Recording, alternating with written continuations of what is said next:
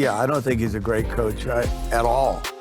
Um, he's a nice coach, and I'm telling you, there's something wrong with Wilson that I don't know about, but I know this. In my opinion, Wilson should not be starting today. He's a master at sifting through the noise. When Terry Bradshaw speaks about players, he is never talking just about numbers. At 77 years old, this Hall of Fame quarterback watches the modern NFL from the perspective of the 1970s, an era when games were won by running the ball and punishing defenses. His Steelers averaged only 19 passes per game back then, a number most teams today reach by halftime. That difference shapes everything he says. Bradshaw earned 4 Super Bowl rings during the Steel Curtain dynasty, so his opinions carry the weight of proven championship experience. But his view is not just about nostalgia. It is about a deeper philosophy he calls the happy warrior. Nothing is greater than a happy warrior, he says, meaning players thrive when they feel supported and confident. This belief influences who he praises and who he questions. His favorites are chosen by specific standards, and understanding these standards reveals the real story behind his boldest comments. Bradshaw's approach divides into 3 key criteria. First, positional utility. He values players who contribute to team balance and toughness, like a strong running back who opens up play action. Second, institutional trust. He respects players who earn validation from elite coaches.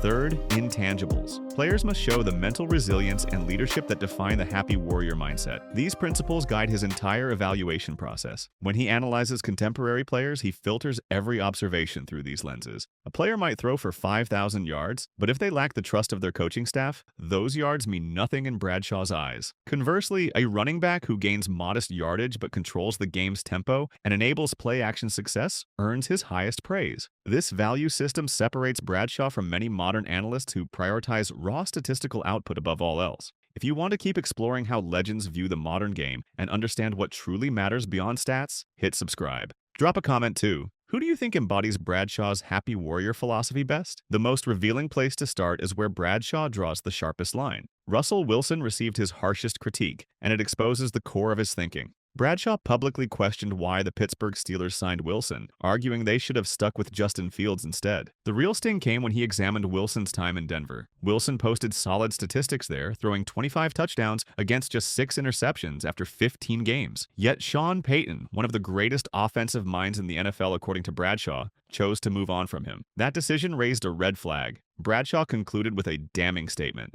I'm telling you, there's something wrong with Wilson that I don't know about. But I know this, in my opinion, Wilson should not be starting today. This was not about the numbers, it was about leadership and trust. Wilson failed the non-statistical test. He lost the confidence of an elite coach, which, in Bradshaw's framework, signals a fundamental character flaw. For Bradshaw, a quarterback must foster a supportive, trusting environment. His own career turned around when Coach Chuck Noll told him to go make mistakes because the team would win with him. That institutional backing defined his success. Wilson's situation represents the opposite. He could not maintain the essential bond between quarterback and coaching staff, and no amount of passing yardage can overcome that failure. Wilson became the antithesis of the happy warrior. This critique stands in stark contrast to how Bradshaw views Patrick Mahomes. Mahomes is the modern benchmark, a Hall of Fame lock with 3 Super Bowl victories. He ties Bradshaw, Joe Montana, and Troy Aikman in championships. He also holds the second most playoff wins in NFL history, trailing only Tom Brady. Mahomes set records for the most wins and passing touchdowns by a quarterback in their first 8 seasons, with 89 wins and 245 touchdowns. Yet Bradshaw publicly doubted the Kansas City Chiefs' ability to win a 3rd consecutive championship. They're not going to win 3 in a row, he declared, shocking his Fox NFL Sunday colleagues. His reasoning was tactical. He argued the Chiefs' quick-hit offense would struggle against superior defenses, specifically naming Buffalo and Baltimore as the 2 teams capable of stopping them. This reflects his defensive-first mindset from the 1970s when games were won by physical dominance and strategic matchups. But there is another layer. Challenging Mahomes' dynastic potential protects the unique value of Bradshaw's own historical achievements. The Steelers' 4 titles in 6 years established a benchmark. If Mahomes achieves the three-peat, it diminishes the scarcity of previous multi-championship runs.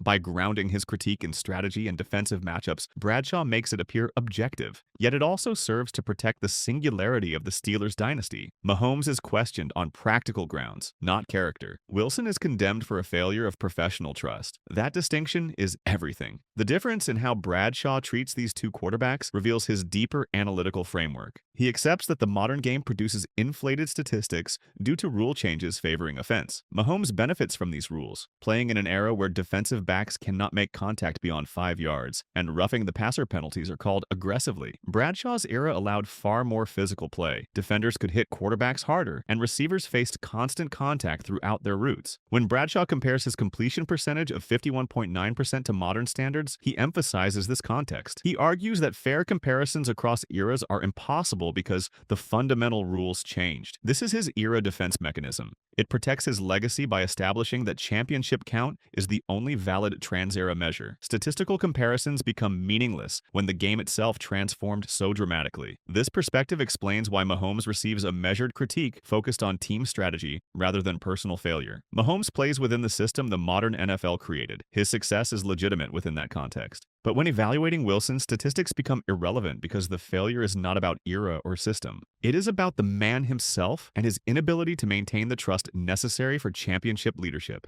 Bradshaw's emphasis on this distinction reflects his belief that football success ultimately depends on relationships and trust more than individual talent. He learned this firsthand during his early struggles in Pittsburgh. Before Knowles' validation transformed his career, Bradshaw faced intense criticism and self-doubt. He threw more interceptions than touchdowns in his first few seasons. Fans questioned whether he deserved to be the starter. The turning point came not from improved statistics, but from his coach's unwavering belief in him. That support allowed him to play freely, take risks, and eventually lead the Steelers to dominance. This experience shaped his entire worldview. He understands that quarterbacks need institutional backing to succeed. When a coach as accomplished as Sean Payton abandons a quarterback despite decent numbers, it signals that something fundamental broke down. The relationship failed. The trust disappeared. In Bradshaw's mind, that is an unforgivable professional sin that no statistics can redeem. Now, the players Bradshaw actually praises reveal what he values most. His favorites embody positional utility and team balance, reflecting the championship blueprint he knows best. During a segment praising the Los Angeles Rams after a dominant win, Bradshaw highlighted two key offensive weapons. He stated the Rams were successful because they can run it with Kyren Williams. For a Hall of Famer whose own team featured Franco Harris heavily, emphasizing Williams' role is a powerful statement. It signals respect for the Rams' adherence to a foundational principle. Championship football requires the ability to establish and control the game on the ground. Williams represents the enduring value of a tough, physical running back. He embodies the positional toughness Bradshaw cherishes. The ground game creates opportunities for everything else. It controls the clock, wears down defenses,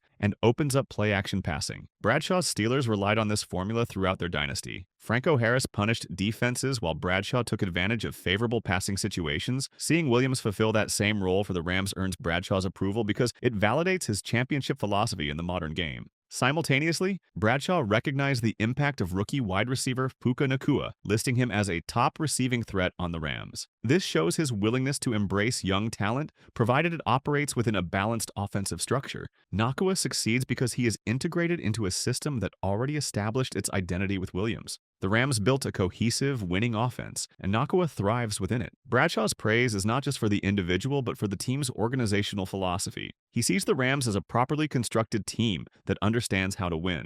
They did not abandon traditional football principles in pursuit of flashy passing statistics. Instead, they built a balanced attack that can succeed in multiple ways. This approach reflects the wisdom of championship football. Teams that can run and pass, that can win ugly or win pretty, possess the versatility necessary for playoff success. The Rams under their current structure embody this versatility, and Bradshaw recognizes it. Interestingly, Bradshaw also named Davante Adams as a Rams receiver during that same segment, even though Adams plays for the Las Vegas Raiders. The factual error occurred during a chaotic broadcast exchange when Bradshaw momentarily struggled for the right terminology. Yet the mistake reveals something important. The immediate surfacing of Adams' name, a perennial Pro Bowler and superstar receiver, suggests Adams is mentally filed in the highest tier of undeniable Hall of Fame caliber talent. His inclusion, even by mistake, serves as an implicit endorsement based purely on his dominant reputation and skill set. Adams's name carried such weight that it overrode Bradshaw's temporary roster confusion. This shows that while Bradshaw values structure and balance, he still recognizes elite individual talent when it is undeniable. Adams has proven himself across multiple seasons and with different quarterbacks. His consistency and dominance earned him a place in Bradshaw's mental hierarchy of great receivers, even if he cannot always remember which team Adams currently currently plays for. The error is minor compared to the underlying respect it reveals. But there is another category of favorites, and it centers entirely on coaching validation. Bradshaw's most enthusiastic endorsement of a modern player focuses on Denver Broncos quarterback Bo Nix. Bradshaw stated Nix is legitimate and relayed that Sean Payton considered Nix a superstar. This approval is driven by the coaching proxy effect. Bradshaw places immense trust in the judgment of Sean Payton, a proven, respected Super Bowl winning coach. He detailed Payton's deep belief in Nix, noting Payton's intense desire to draft the player. Payton even had an elaborate plan to personally fly out and knock on Nix's door immediately after the draft selection, though he was ultimately discouraged from doing so. Bradshaw's willingness to adopt Payton's conviction shows he values institutional judgment above early statistical returns. This reliance on a respected coach's belief serves as a predictive metric for future success, especially for young players. It directly reflects Bradshaw's own career trajectory. His breakthrough depended entirely on the confidence Chuck Noll placed in him. If an elite coach like Payton validates a player, that player immediately achieves favorite status in Bradshaw's framework. Institutional support outweighs everything else. The Bo Nix endorsement also highlights how Bradshaw evaluates young quarterbacks differently from established veterans. With rookies and second-year players, he looks for signs of institutional commitment rather than immediate production. The coach's belief becomes the leading indicator. Payton's willingness to go to such lengths to secure Nix signals a level of conviction that Bradshaw trusts implicitly. This differs sharply from how he views someone like Russell Wilson, where years of experience and previous success make the loss of coaching trust far more damning. For young players, earning that trust is the first step. For veterans, losing it represents a catastrophic failure. The standard shifts based on career stage, but the core principle remains constant. Trust between coach and quarterback is the foundation of everything. While Bradshaw's gathered commentary focuses primarily on offensive players, his analysis often hinges on the presence of elite defense. His reservation about the Chiefs' three-peat was based on the strength of opposing defenses, specifically Buffalo and Baltimore. Given his historical context, winning championships primarily due to the Steel Curtain defense, it is consistent that he holds a high regard for premier defensive players. Although explicit quotes are not present, players universally recognized as defensive stalwarts and Hall of Fame locks, such as T.J. Watt, Aaron Donald, or Chris Jones, would align perfectly with the values of grit and physical dominance that defined his era. These players represent the defensive linchpins necessary for championship football, and they fit naturally into Bradshaw's philosophical framework. Defense wins championships remains more than a cliche for Bradshaw. It is a lived truth. His 4 Super Bowl rings came on the strength of one of the greatest defenses ever assembled. The Steel Curtain featured Joe Green, Jack Lambert, Jack Ham, and Mel Blount, players who terrorized offenses and set the tone for Pittsburgh's dominance. Bradshaw understands that even the most talented offense cannot sustain success without defensive support. This belief colors his assessment of every modern team. The underlying conflict in Bradshaw's analysis is clear. Will fundamentally outweighs skill. Will encompasses character, leadership, institutional trust, and championship pedigree. Skill is merely statistical accumulation. The primary difference between a critique and an endorsement is whether the player aligns with the happy warrior ideal and the institutional framework necessary for winning. Mahomes' statistics are accepted as a modern reality, but his team's continued dynastic success is questioned on practical, defensive grounds. Wilson's critique is severe because his perceived intangible flaws and failure to maintain coaching trust indicate a fundamental failure of professional character. In Bradshaw's view, this cannot be masked by passing yardage. This framework ensures Bradshaw maintains his role as the nostalgic conscience of NFL analysis. He continually asserts that the core principles of winning football, team cohesion, and physical dominance remain paramount regardless of the inflation of modern offensive metrics. His polarizing commentary forces a dialogue about historical context and player intangibles. Bradshaw's favorites can be summarized clearly.